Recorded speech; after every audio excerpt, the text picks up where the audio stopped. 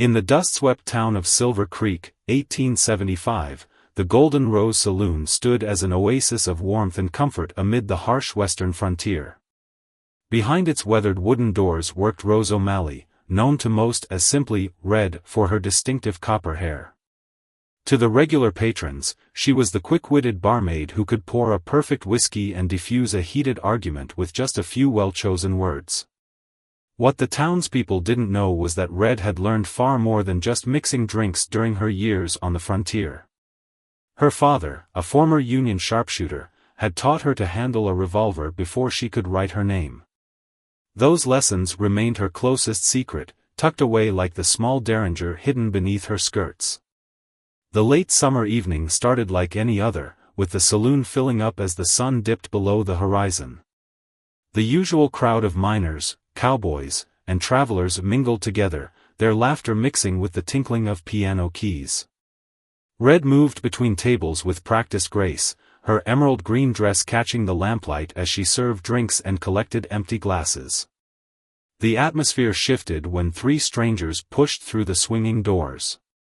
The piano player's melody faltered as conversations died down to whispers. These men carried trouble with them like a bad smell, their clothes too fine for honest work, their eyes too sharp and calculating as they surveyed the room. The leader of the group, a tall man with a silver-handled revolver on his hip, made his way to the bar. His companions spread out, positioning themselves near the exits. Red noticed how the regular patrons began to quietly gather their belongings, sensing the tension in the air. "Well now, what's a pretty thing like you doing in a place like this?" the tall stranger drawled, leaning against the bar with an artificial smile. His breath carried the sour stench of cheap whiskey, and his eyes held none of the warmth his words attempted to convey. Red had dealt with his type before. They mistook politeness for weakness, treating every woman they met as prey. She continued wiping down the bar, her movements deliberate and unhurried. Earning an honest living, she replied coolly. "What can I get you gentlemen?" The man's smile tightened. "How about everything in that safe behind the bar? And maybe a little company for the road?" His companions snickered, moving closer. The remaining patrons hurried toward the exits, leaving Red alone with the three men. What the strangers failed to notice was how Red's hand never strayed far from her apron pocket. They didn't see how she tracked their movements in the mirror behind the bar, or how she had already noted the position of every piece of cover in the room. Most importantly, they didn't realize that their chosen target had survived far worse situations than this. The tall man grew impatient with Red's silence. "Maybe you didn't hear me clear enough, sweetheart. This is a robbery. Open that safe, or things are gonna get real unpleasant." His hand drifted toward his gun, a movement meant to intimidate. Red's voice remained steady as steel. "Last chance to walk away, mister. The sheriff's office is just down the street, and I'd hate to cause any trouble." The man's artificial charm vanished like morning dew under a hot sun. "Looks like we got ourselves a stubborn one, boys. Guess we'll have to teach her some manners." He reached for his revolver, but Red was already moving. Her first shot caught him completely by surprise. The derringer appeared in her hand as if by magic, and the bullet struck his gun arm before he could clear leather. His weapon clattered to the floor as he stumbled backward, cursing in pain and shock. His companions fumbled for their own guns, but Red was faster. She rolled behind the bar as their wild shots splintered wood and shattered bottles. The smell of gunpowder filled the air as she retrieved the shotgun kept under the counter for emergencies. "Still think I'm helpless?" Red called out, her voice carrying over the chaos. The response was another barrage of poorly aimed shots. These men might dress like dangerous gunfighters, but their marksmanship told a different story. Red waited for a pause in their firing, then rose smoothly from behind the bar. The shotgun's roar filled the room, and one of the men went down clutching his leg. The other tried to run but tripped over a chair in his panic.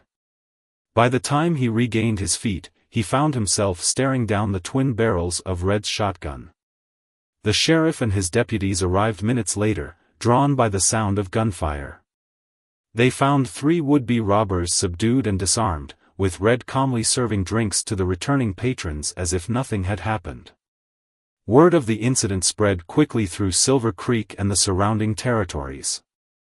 The story of the saloon girl who outgunned 3 bandits became a favorite tale in every bar from Denver to Dodge City. Some said it was exaggerated, that no woman could best 3 armed men in a gunfight. But those who knew Red, who had seen the steel in her eyes and the grace in her movements, they knew better.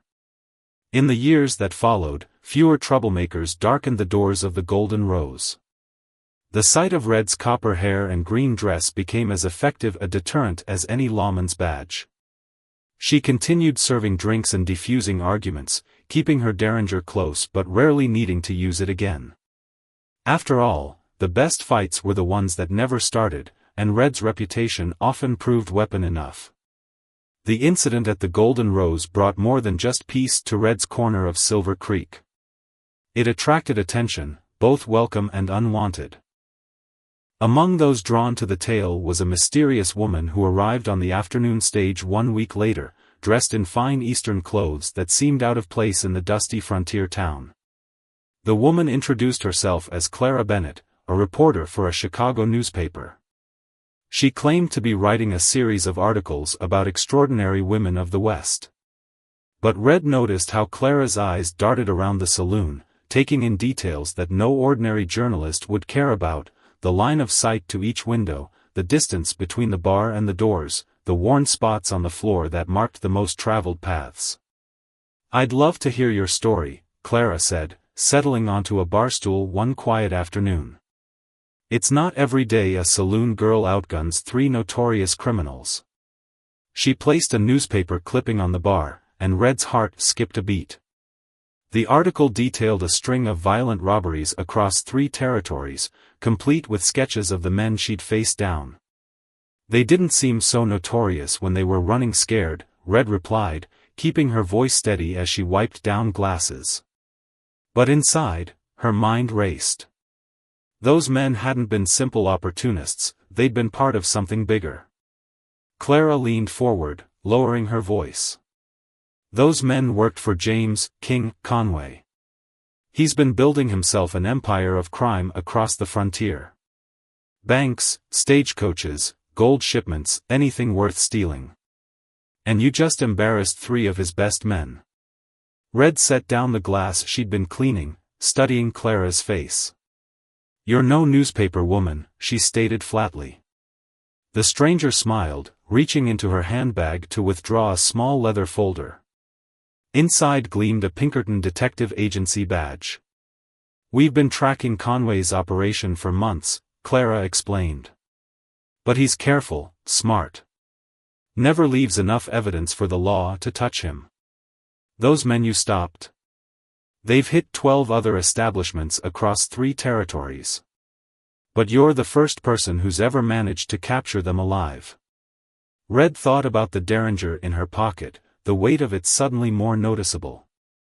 "I'm not looking for trouble. I've got a good life here." "Trouble's already looking for you," Clara countered. "Conway doesn't take kindly to people interfering with his business. He's got a reputation to maintain. Mark my words, he'll send more men, tougher men.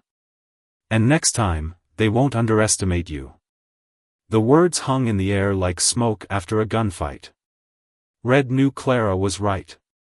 Men like Conway didn't build criminal empires by letting slights go unanswered. The incident that had made her a local hero had also painted a target on her back. "What exactly are you proposing?" Red asked, though she suspected she already knew the answer. "Work with us," Clara replied. "Help us set a trap. Conway's careful, but he's also proud. If word spreads that a simple saloon girl bested his men, he'll want to make an example. He'll send more men, but this time, we'll be ready." Red thought about her life at the Golden Rose. It wasn't glamorous, but it was honest work. She'd found a home here, earned the respect of the townspeople. Was she willing to risk all that to help bring down a criminal empire? But then she remembered the fear in the patrons' eyes when Conway's men had entered the saloon. How many other establishments had suffered at their hands? How many other women had faced similar threats but lacked the means to defend themselves? "If I help you," Red said carefully, "I need guarantees. The Golden Rose stays protected. And when this is over, I go back to my life, no more Pinkerton business." Clara nodded. "You have my word. We'll have agents in town, keeping watch. As far as anyone knows, I'm just a curious journalist writing a story about the West's most interesting characters." Over the next few days, Red and Clara developed their plan. The story of the Saloon Girl Gunslinger would be published in newspapers across the territory, carefully worded to wound Conway's pride. They made subtle changes to the saloon's security, nothing obvious, but enough to prepare for whatever came next. The regular patrons noticed the changes in Red. She seemed more alert, her eyes constantly scanning the room. Some attributed it to nerves after the robbery attempt, while others whispered that fame had changed her. But old Tom, who'd been coming to the Golden Rose since it opened, recognized the look in her eyes. It was the same look he'd seen in seasoned soldiers during the war, the quiet readiness of someone preparing for battle. As word of her feat spread through the territories, more travelers began stopping at the Golden Rose. Some were genuinely curious to see the famous gunslinging barmaid. Others were bounty hunters and adventurers, drawn by the prospect of proving themselves against her. Red handled them all with the same quiet confidence, neither encouraging the attention nor shrinking from it. But she knew the real threat hadn't arrived yet. Conway's reputation suggested he wouldn't send just any men for revenge. He'd want to make a statement, to ensure that no one else would dare stand against his operation. The waiting was the hardest part, serving drinks night after night, never knowing which customer might be sizing up the saloon for an attack. Clara remained in town, posing as a writer working on her story. She took a room at the hotel across the street, her window offering a clear view of the Golden Rose's entrance. Other Pinkerton agents filtered into Silver Creek, disguising themselves as miners, traders, and cowboys. They created a web of surveillance around the saloon, watching for any sign of Conway's men. Red used the time to prepare. In the early mornings, before the saloon opened, she practiced with her derringer behind the building. Clara taught her tricks she'd learned during her years as a Pinkerton, how to spot a concealed weapon, how to read a person's intentions from their body language, how to turn everyday objects into improvised weapons if needed. The lessons brought back memories of learning to shoot with her father. He'd always said that being the fastest or the most accurate wasn't enough. The best gunfighter, he'd told her, is the one who sees trouble coming and prepares for it. Now, years later, his words took on new meaning. As autumn approached, bringing cooler winds and longer nights, tension in Silver Creek grew. Everyone could sense that something was coming, though few knew exactly what. The sheriff increased patrols around town, paying special attention to the area around the Golden Rose. Even the most hardened troublemakers seemed to be on their best behavior, as if they could feel the calm before the storm. Red maintained her routine, refusing to let fear change how she lived her life. But each night, as she closed up the saloon, she found herself wondering if tomorrow would be the day Conway's men arrived. The derringer in her pocket had become a constant reminder of the choice she'd made, to stand and fight rather than run and hide.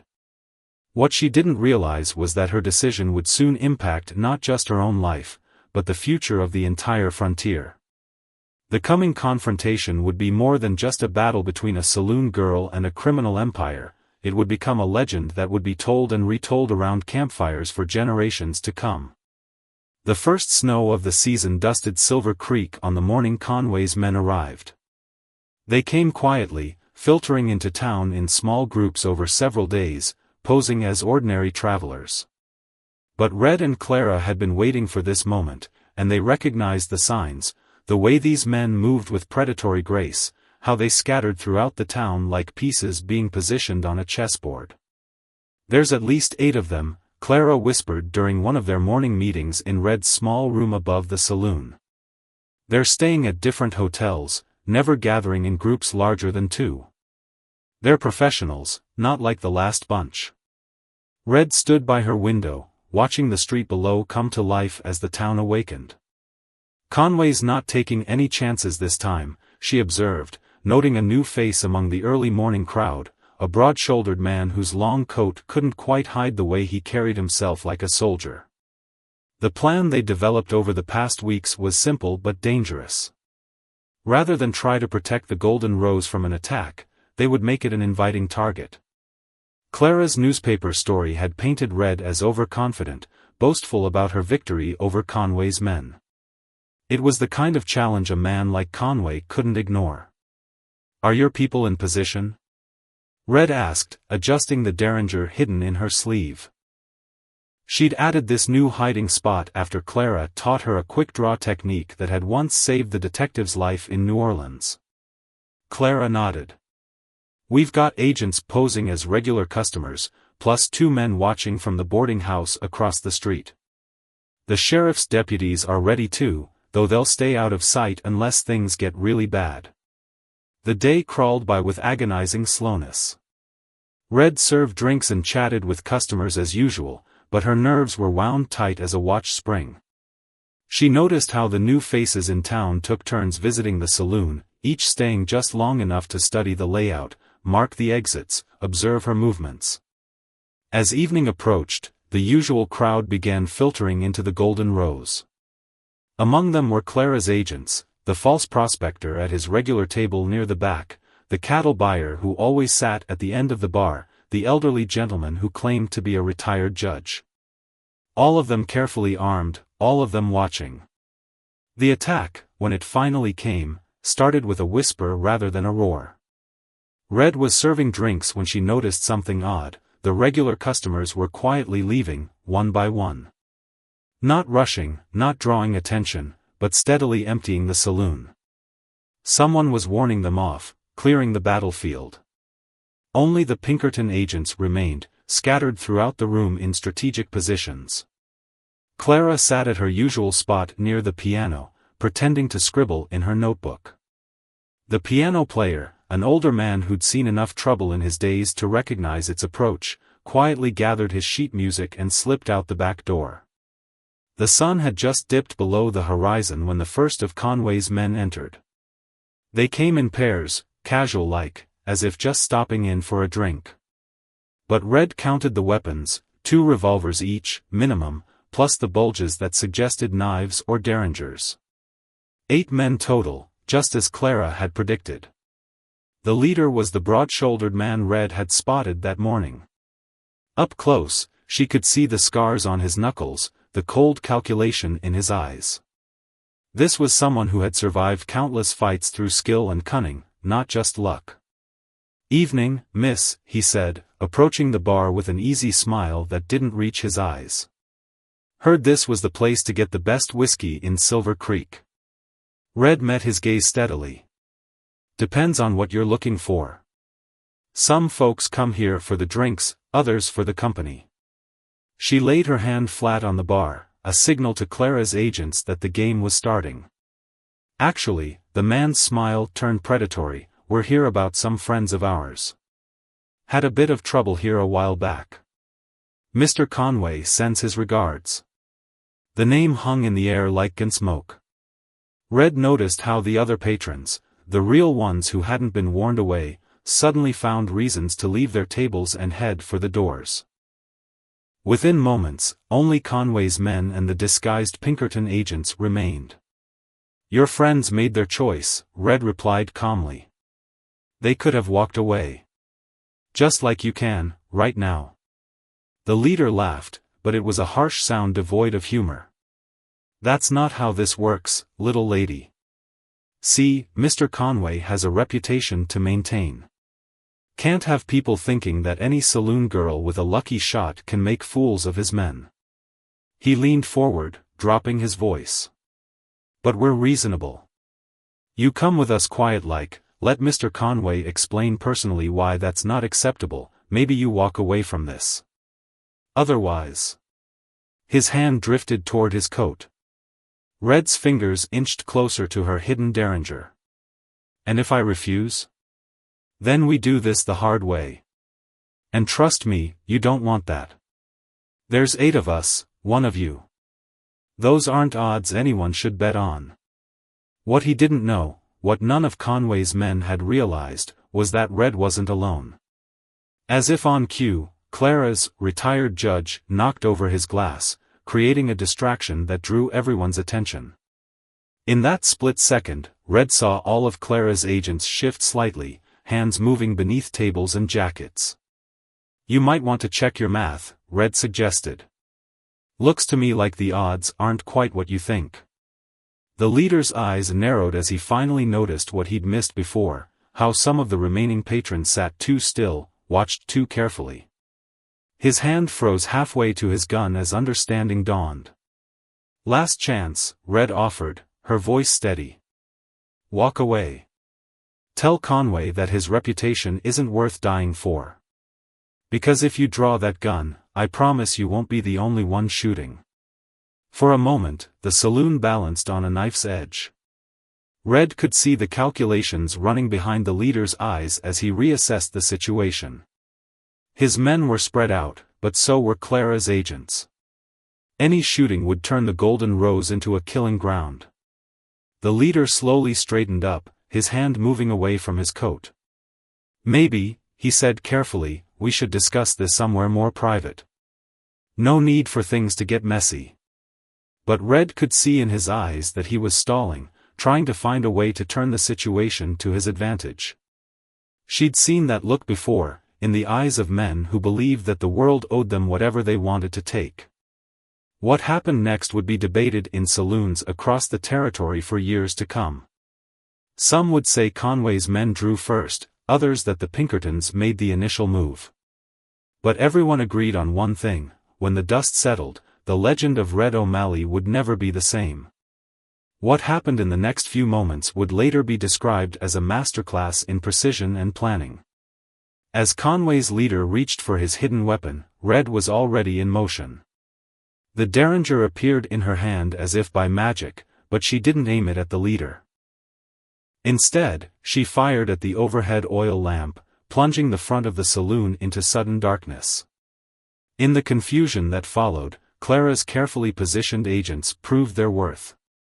The retired judge overturned his heavy oak table, creating instant cover.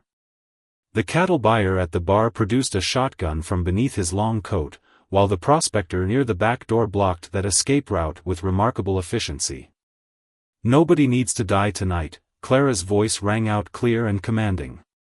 She had somehow materialized behind Conway's men, her own weapon trained steadily on the leader's back. Drop your guns, all of you. The leader's face twisted in fury as he realized how completely they'd been outmaneuvered. His men were caught in a crossfire, with Pinkerton agents covering every angle. More importantly, they'd lost the element of surprise, their most crucial advantage. You have no idea what you're dealing with, he snarled, though his hands remained carefully still. Conway won't stop. He'll send more men, better men. Red stepped out from behind the bar, her derringer reloaded and ready. Then they'll meet the same welcome, she said firmly. And you can tell Conway something for me: the Golden Rose isn't just some saloon. It's home to good people who work hard and deserve peace. Anyone who threatens that peace will regret it. The next few minutes unfolded with the precision of a well-rehearsed play. Clara's agents disarmed Conway's men one by one, securing their weapons with practiced efficiency. The sheriff and his deputies, who had been waiting nearby, quickly took the would-be attackers into custody. But as Red watched them being led away, she felt no triumph. Instead, a deep weariness settled over her. This victory would come with a price. Conway wasn't the type to forgive or forget. Clara seemed to read her thoughts. This isn't over, the Pinkerton agent said quietly, once they were alone in the saloon. But it's changing. Conway's men will talk in prison. They'll tell stories about how they were outsmarted, not just outgunned. That kind of story spreads fast in their circles. Red began picking up overturned chairs, more to keep her hands busy than from any real desire for tidiness. And you think that will help? Men like Conway rely on fear, Clara explained, helping to right a table. They need people to believe they're invincible. Tonight showed they're not. More importantly, it showed that standing up to them is possible. Over the next few days, Silver Creek buzzed with excitement as news of the incident spread. The story grew with each telling, 8 armed men against a brave saloon girl and her hidden allies. Some versions claimed there had been a massive gunfight, others that Red had talked Conway's men into surrendering through sheer force of personality. The truth, as usual, lay somewhere in between. What mattered was the message it sent. The Golden Rose was not an easy target, and Red O'Malley was not someone to be trifled with. But the most significant changes were happening far from Silver Creek. Conway's arrested men, facing serious prison time, began to talk. They revealed details about other robberies, hidden caches of stolen goods, and the names of corrupt officials who had helped cover up their crimes. The Pinkerton agency's net began to tighten around Conway's entire operation. A week after the incident, Clara brought unexpected news during their morning meeting. Conway's disappeared, she announced, spreading out several telegrams on Red's small table. Left his house in Denver 3 days ago, haven't been able to pick up his trail. His empire's crumbling, seems a lot of his allies are suddenly eager to distance themselves from him. Red absorbed this information while watching the street below through her window. The town was returning to its normal rhythm, but subtle changes remained. The regular customers at the Golden Rose now sat differently, positioning themselves to watch the doors. Several had started carrying weapons more openly. The town was learning to protect its own. So it's over? Red asked, though she already knew the answer. Clara shook her head. Conway's still out there. Men like him don't just give up. But he's running now, not hunting. And that's a very different kind of fight. The Pinkerton agent paused, studying Red with a thoughtful expression. Which brings me to my next point. The agency is impressed with how you handled yourself. They're interested in offering you a job, not as a full agent, but as what we call a special consultant. You could keep running the Golden Rose, but with official backing if trouble comes calling again. The offer caught Red by surprise. She looked around her small room, at the life she'd built for herself. The Golden Rose had been her sanctuary, a place where she could be herself without pretense. But now it had become something more, a symbol of resistance against those who would prey on the weak. What exactly would that involve? She asked carefully. You'd be our eyes and ears, Clara explained. Saloons are natural gathering places for information. People talk, especially when they're drinking.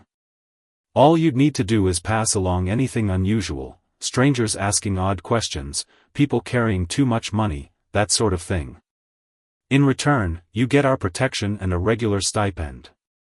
Red thought about how her father would react to such an offer. He'd always taught her that standing up for what's right wasn't just about being good with a gun, it was about being willing to take a stand when others wouldn't.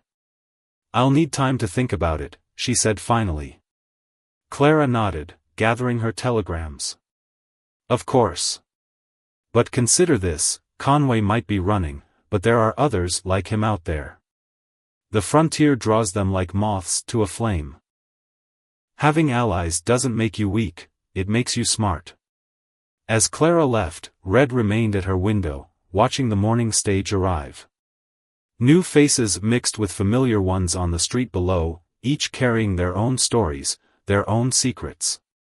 She thought about how much had changed since that first confrontation with Conway's men, how a simple act of self-defense had grown into something much larger. The Golden Rose had always been more than just a saloon to her. Now it could become something even more, a bastion of justice in a land that desperately needed it. The question was she ready for that responsibility? The weight of the derringer in her sleeve provided its own kind of answer. She'd never gone looking for trouble, but when it found her, she'd faced it head-on.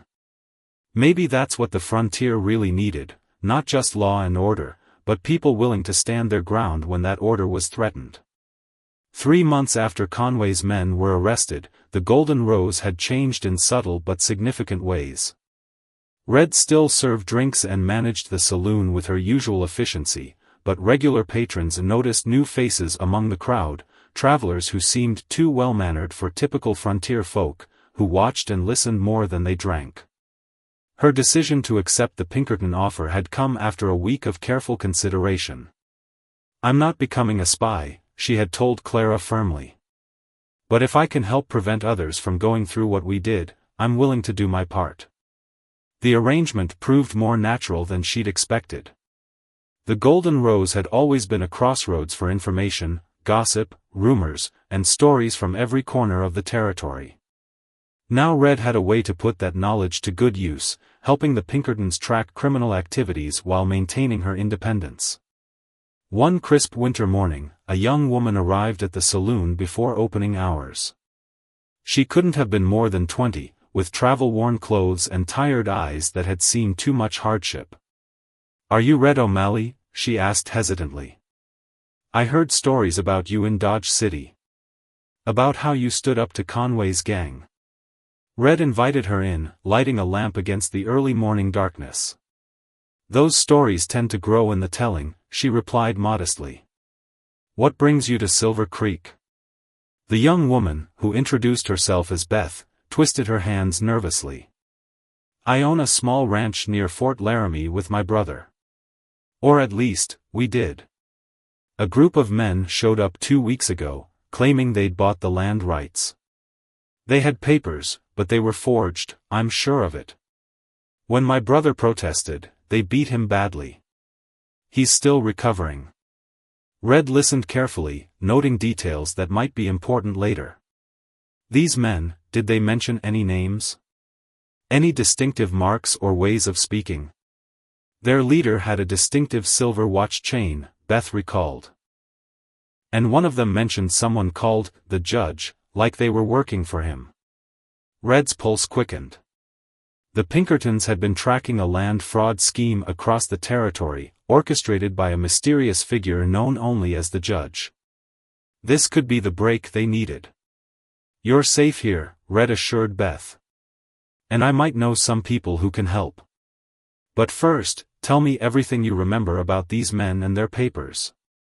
As Beth shared her story, Red noticed Clara's familiar figure slip into the saloon.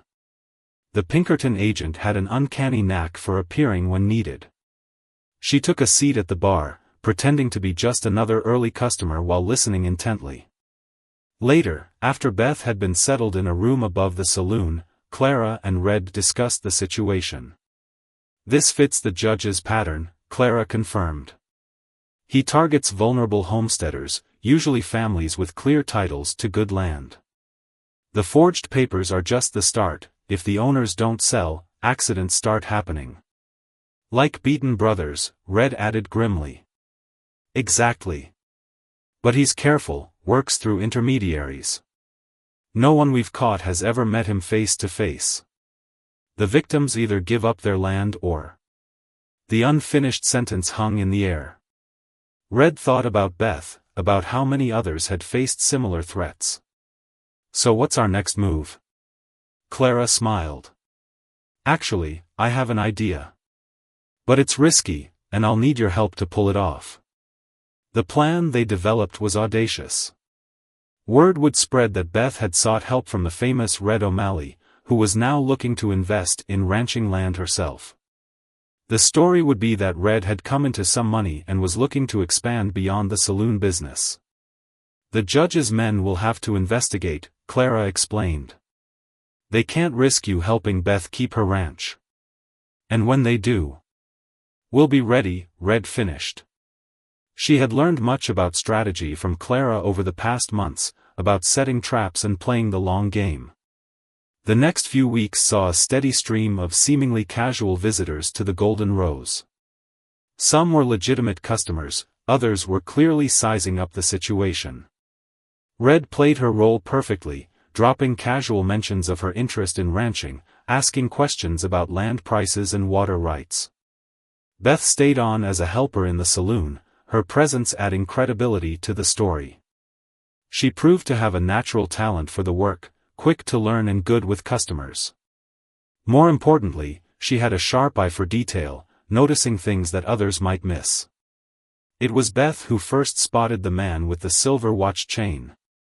He came in during a busy evening, accompanied by two others who carried themselves like gunmen. Red served them herself, playing the role of an ambitious businesswoman while noting every detail of their appearance and conversation. The trap was nearly ready to spring, but Red had learned that timing was everything. Patience, Clara had advised. Let them think they're the ones setting the trap. Let them get confident. The man with the watch chain, who introduced himself as Mr. Wells, became a regular visitor. He was subtle in his approach, gradually steering conversations toward land investments and opportunities.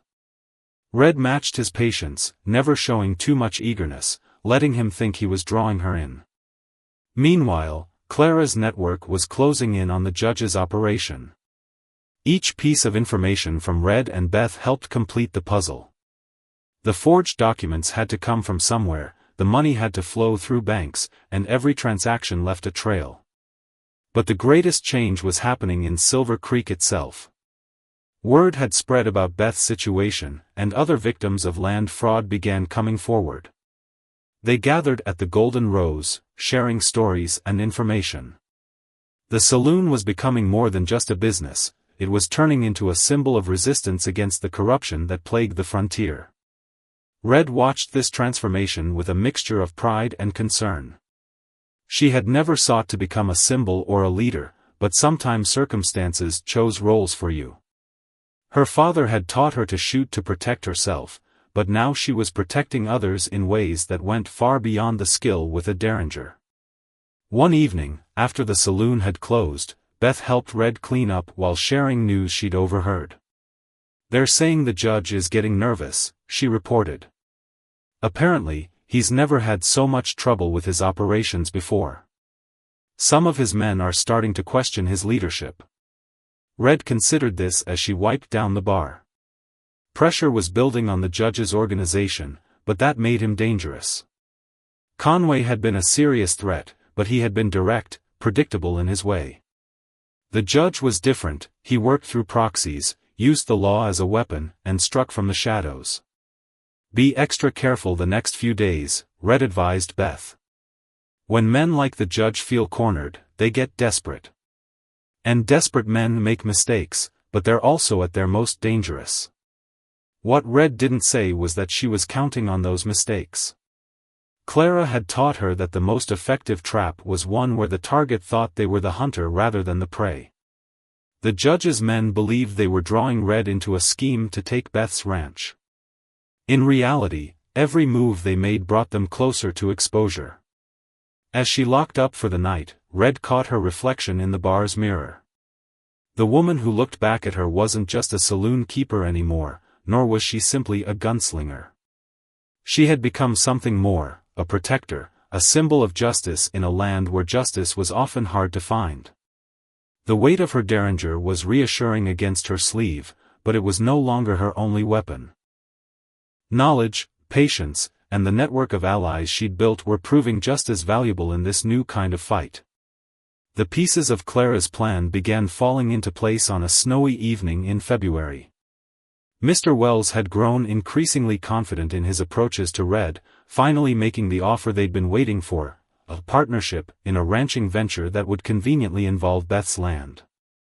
"It's a remarkable opportunity," he explained, spreading out papers on one of the Golden Rose's corner tables. The saloon was quiet that evening, with only a few regular customers scattered about, though Red knew at least 3 of them were Pinkerton agents. "The previous owners are looking to sell quickly. Family troubles, you understand." Red studied the documents with careful attention, noting how professional they appeared. The forgeries were masterful, another piece of evidence that the judge's operation was far more sophisticated than Conway's had ever been. "The price seems very reasonable," she commented, playing her role perfectly. Almost too reasonable for good grazing land with water rights. Wells smiled smoothly. The current owners are motivated sellers. Sometimes personal circumstances create unique opportunities. Like a beaten brother? The words slipped out before Red could stop them, carrying an edge of steel that didn't fit her supposed role as an eager investor. Wells's smile flickered for just a moment, but it was enough. Red saw the calculation in his eyes, the sudden reassessment. She had revealed too much, let her true feelings show through the carefully constructed facade. But before Wells could respond, the saloon's doors burst open. A man staggered in, covered in snow and blood, clutching his side. "Red," he gasped. "They're coming, the judge's men, they're heading for the ranch." It was Tom, one of Clara's agents who had been watching Beth's brother's ranch.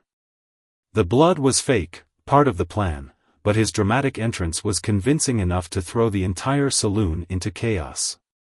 Wells jumped to his feet, his hand moving toward his coat, but Red was faster. Her derringer appeared as if by magic, its small barrel pointed steadily at his chest. "Don't," she advised quietly. "You've already made enough mistakes for one evening." The other Pinkerton agents moved swiftly, securing Wells's companions before they could react. But Red kept her attention focused on Wells himself, watching as the smooth confidence drained from his face. "You have no idea what you're dealing with," he snarled, unknowingly echoing Conway's men from months ago. "The judge isn't some two-bit outlaw. He has connections, in the courts, in the governor's office." "That's exactly what we're counting on," Clara's voice cut in as she emerged from the back room. She had shed her usual disguise, now wearing the official badge of the Pinkerton agency. "Mr. Wells, or should I say Mr. Harrison? We've been tracking your organization's activities across 3 territories. Tonight's little performance was just the final piece of evidence we needed." Red kept her derringer trained on Wells as Clara continued. "Those land deeds you brought? We've traced the paper to a very interesting source. The same source that supplied forged documents in 6 other land fraud cases. And the money from those forced sales? It all passes through the same bank in Denver, a bank where a certain retired judge serves on the board of directors." Wells's face had gone pale. "You're bluffing. You can't prove any of this." "Actually, we can." Beth stepped forward, her own disguise dropped. She wasn't just a helpless victim after all, but another Pinkerton agent who had been working the case for months. "My brother's ranch was the perfect bait, wasn't it? Too good to resist. But while you were focused on that, you missed what was really happening. The plan had worked perfectly. While Wells and his men had been focusing on the fake opportunity with Beth's ranch, Clara's agents had been following their connections back to the judge himself. Every meeting, every document, every bank transaction had been carefully documented. "Your employer made one crucial mistake," Clara explained as the sheriff and his deputies arrived to take Wells into custody. "He got greedy. Kept pushing for bigger targets, more elaborate schemes. Started believing his own reputation for being untouchable. But no one is untouchable, not Conway, and not the judge." As Wells was led away, Red finally lowered her derringer. The tension of the past weeks began to fade, replaced by a bone-deep weariness.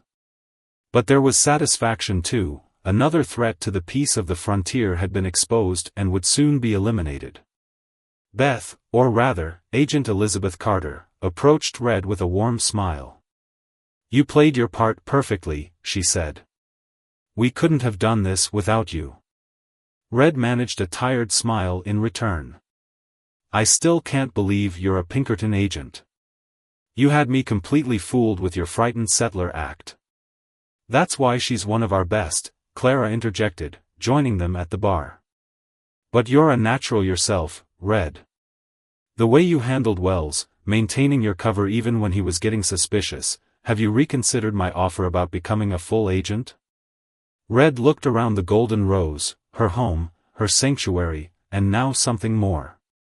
The saloon had become a symbol of hope for people seeking justice, a place where the weak could find protection against those who would prey on them. "I appreciate the offer," she said carefully, "but I think I can do more good here. The frontier needs places like this, neutral ground where people can gather, where information can flow freely, where justice can take root." Clara nodded understanding. "Well, our arrangement has worked well so far. And something tells me the judge won't be the last criminal mastermind to trouble these territories." As if to prove her point, the saloon's doors opened again, admitting a trail-worn traveler with worry lines etched deep in his face. He looked around uncertainly until his eyes found Red behind the bar. "Are you the one they call Red O'Malley?" he asked hesitantly. "I've heard stories, they say you help people who have nowhere else to turn." Red shared a knowing look with Clara before turning her attention to the newcomer.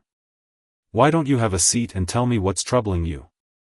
As she listened to his story, a tale of cattle rustlers using increasingly sophisticated methods to target small ranchers, Red realized that her life had found a new purpose. The Golden Rose was more than just a saloon now, and she was more than just its keeper. Her father had taught her to shoot to protect herself, but he had also taught her something more important, that true strength lay not in the ability to fight, but in the willingness to stand up for others. The derringer hidden in her sleeve was just a tool.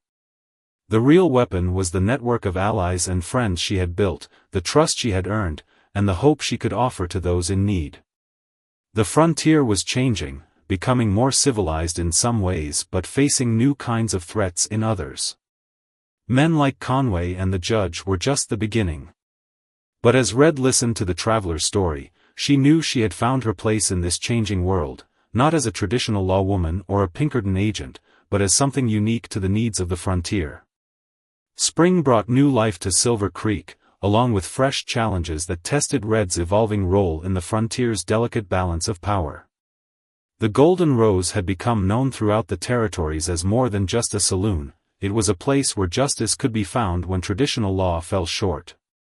The cattle rustler problem that the traveler had brought to her attention turned out to be more complex than anyone had initially suspected.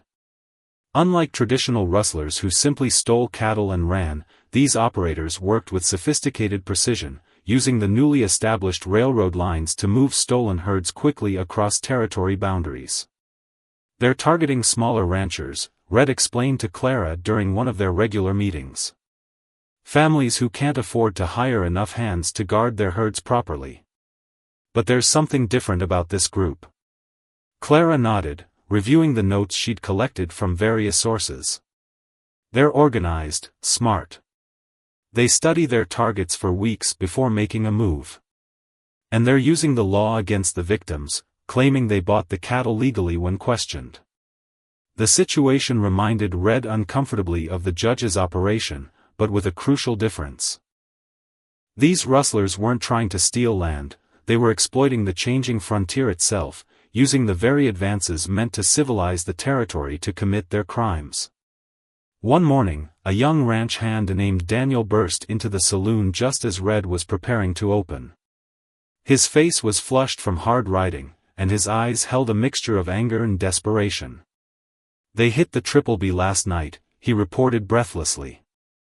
"Took almost half the herd. But Miss O'Malley, there's something you need to know, I recognized one of them. It was Jimmy Watson."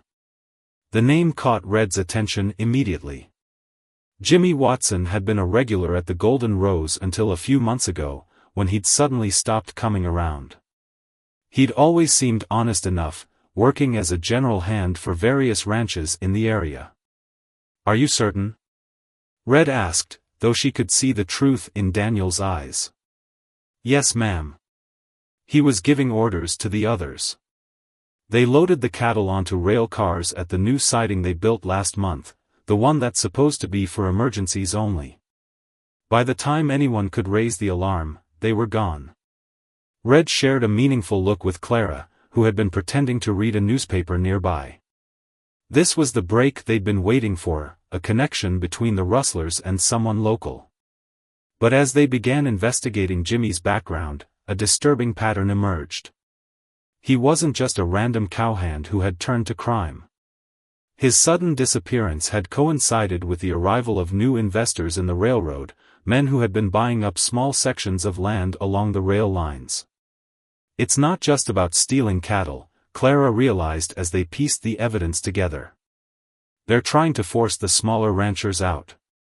Once they can't sustain their losses, they'll have to sell.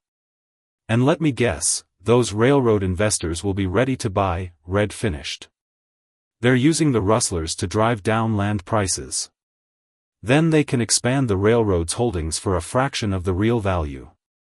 It was a scheme worthy of the judge himself, perhaps even learned from him. The frontier was changing, and with those changes came new kinds of threats. No longer was it enough to be good with a gun or brave in the face of danger. The real battles were being fought with paperwork, money, and influence. But Red had learned from her experiences with Conway and the judge. She understood now that justice sometimes required a subtle hand rather than a quick draw. "We need to change our approach," she told Clara.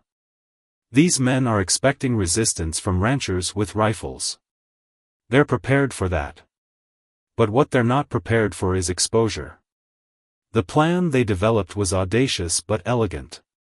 Instead of trying to catch the rustlers in the act, they would follow the money. Every cattle sale left a paper trail, every railroad shipping document had to be signed and recorded. Red put her network of contacts to work. Regular customers at the Golden Rose who worked for the railroad began paying special attention to unusual shipments. Telegraph operators started noting suspicious messages. Even the bank tellers kept track of large deposits and withdrawals. Meanwhile, Clara arranged for Pinkerton agents to pose as potential investors interested in buying railroad shares. They asked pointed questions about future expansion plans and land acquisition strategies, making the real investors nervous. The pressure began to show results faster than anyone expected. Jimmy Watson was spotted in town one evening, looking considerably less confident than he had during his days as a regular at the Golden Rose. Red made sure word reached him that she would be willing to hear his side of the story, no questions asked, no law involved. He came to the saloon after closing time, clutching his hat nervously in his hands. The brash young cowboy was gone, replaced by a man who had gotten in far deeper than he'd ever intended. "They approached me about 6 months ago," he explained, perched uneasily on a bar stool. "Said they needed someone who knew the local ranches, someone who could help coordinate their operation. Made it sound legitimate at first, just helping the railroad expand, bringing progress to the frontier." Red listened patiently as Jimmy unfolded the whole story. The railroad investors had created a complex web of front companies and fake cattle buyers, all designed to hide their true intentions. But they had made one crucial mistake: they had underestimated the strength of community bonds in frontier towns like Silver Creek. "The frontier's changing," Red observed as she poured Jimmy a drink. "But that doesn't mean we have to lose what makes it special. People out here look out for each other. That's something these Eastern investors don't understand." With Jimmy's testimony and the evidence gathered by Clara's agents, the scheme began to unravel. The railroad investors found their carefully laid plans exposed to unwelcome scrutiny. Several board members, eager to avoid scandal, launched an internal investigation.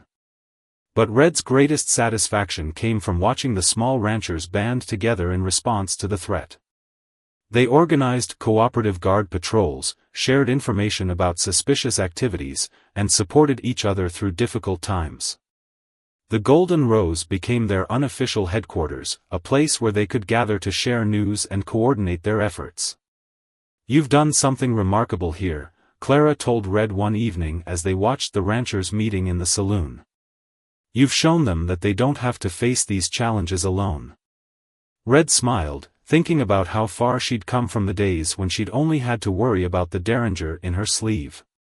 "The frontier's always been about more than just individual strength," she replied.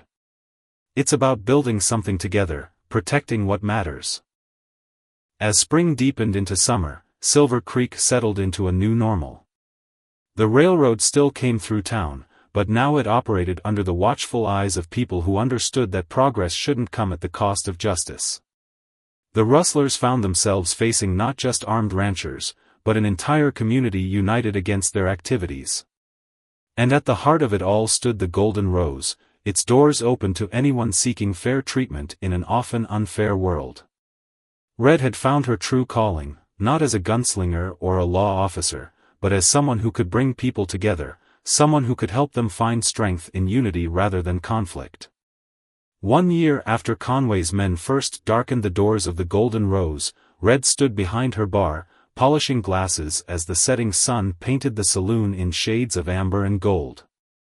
The place had changed in subtle ways over the months, new photographs on the walls showing community gatherings, a bulletin board near the entrance where people posted notices about suspicious activities or calls for help, and most notably, a fresh sign above the bar that read, "Justice served daily."